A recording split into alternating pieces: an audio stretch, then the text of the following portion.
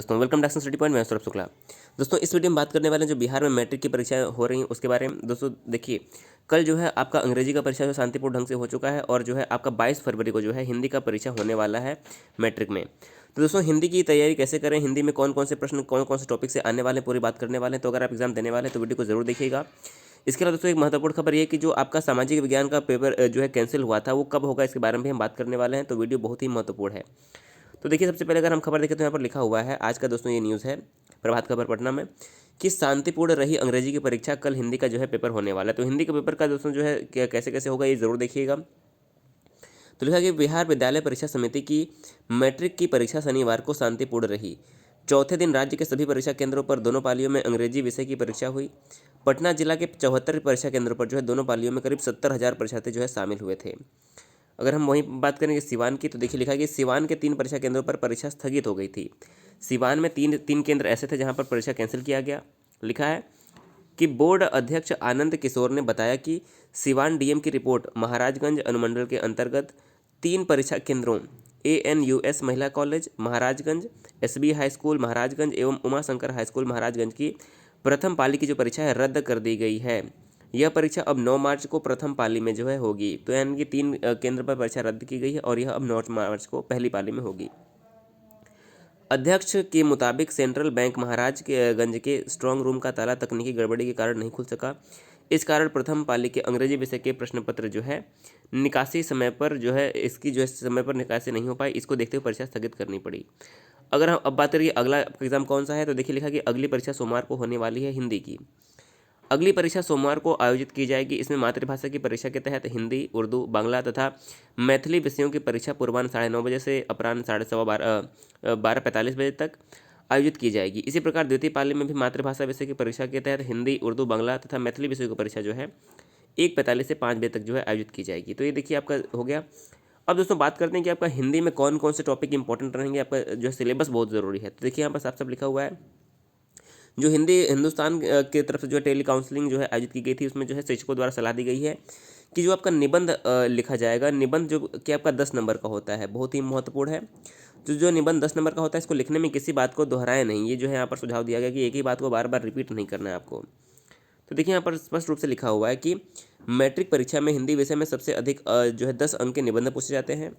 इसमें पूरे अंक लाना है तो निबंध लिखने का एक ही बात जो है लिखते समय एक ही शब्द को बार बार नहीं दोहराना है। इसमें कम अंक आ सकते हैं। हिंदी विषय में सारे प्रश्नों का उत्तर देने और जो है शुद्धता पर जो है स्पष्ट आपको जो है ध्यान देना चाहिए। अगर हम एग्जाम पैटर्न की बात करें तो देखिए, हिंदी आपका कुल 100 नंबर का होता है एग्जाम। अगर इसमें हम खंड अ की बात करें तो खंड अ जो है 50 नंबर का वस्तुनिष्ठ यानी कि ऑब्जेक्टिव, 50 प्रश्न होंगे आपके ऑप्शन वाले ऑब्जेक्टिव, और जो दूसरा पार्ट होगा वो खंड ब जो है उभय विषयनिष्ठ यानी कि लिखने वाला होगा। इस प्रकार से आपके कुल 100 नंबर हो जाएंगे। तो अगर हम विषयनिष्ठ देखें तो 50 नंबर में से जो है पहला जो किताब है गोधली भाग 2 और वर्णिका जो कि 10 अंक का रहेगा। इसके अलावा देखिए गद्यांश जो है आपका 20 अंक का रहेगा, निबंध जो है आपका 10 अंक का रहेगा। अगर हम वहीं और देखें, निबंध आपका 10 अंक का हो गया।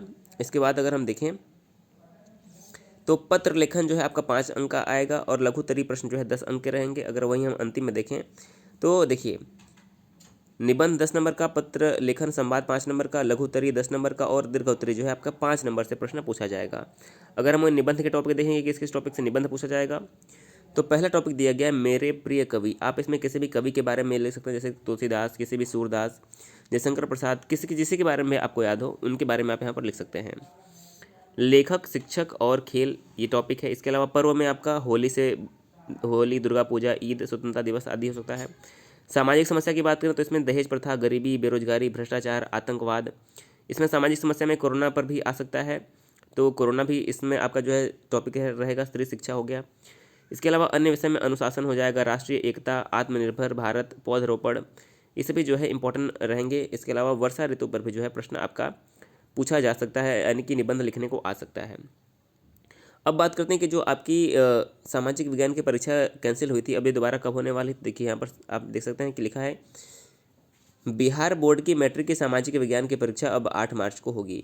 शुक्रवार को प्रथम पाली में परीक्षा देने वाले छात्रों को दोबारा इम्तिहान में बैठना होगा। दरअसल मैट्रिक के सामाजिक विज्ञान विषय का पेपर परीक्षा से पहले लीक हो गया था। इसी कारण बिहार विद्यालय परीक्षा समिति ने यह निर्णय लिया। समिति के अध्यक्ष आनंद किशोर ने बताया कि सामाजिक विज्ञान के प्रथम पाली में 8,46,504 परीक्षार्थी जो है शामिल हुए थे। अब इनकी परीक्षा जो है 8 मार्च को दोबारा ली जाएगी, यानी कि सामाजिक विज्ञान का जो पेपर कैंसिल हुआ है वह 8 मार्च को दोबारा लिया जाएगा। व्हाट्सएप के जरिए लीक हुआ यह पेपर कुछ ही समय में सोशल मीडिया के माध्यम से पूरे बिहार में वायरल हो गया। इस मामले को विपक्ष के नेता तेजस्वी यादव ने भी विधानसभा में उठाया। उन्होंने आरोप लगाया कि बोर्ड की इतनी तैयारी के बाद भी मैट्रिक परीक्षा के प्रश्न पत्र लीक हो जा रहे हैं। मुख्यमंत्री ने पत्रकारों को बताया कि हमने इसकी जांच करने का जो है आदेश दे दिया है। इस मामले में जो भी दोषी होंगे उन पर जो है सख्त कार्रवाई की जाएगी। तो देखिए, ये बहुत सारे महत्वपूर्ण खबर निकल कर आ रहे हैं। तो अगर आप हिंदी का पेपर देने वाले हैं तो आप ध्यान से देख लीजिएगा कि आपका क्या क्या टॉपिक आने वाला है। इसके अलावा सिवान में जो है 3 केंद्रों पर जो है परीक्षा कैंसिल हुई है, तो इनका जो है एग्ज़ाम जो है अब जो है 9 मार्च को लिया जाएगा। तो ये भी छात्र जो है ध्यान रखेंगे। दोस्तों, वीडियो को जरूर शेयर करिए। चैनल में पहली बार आप सब्सक्राइब कर दीजिएगा। वीडियो देखने के लिए बहुत बहुत धन्यवाद।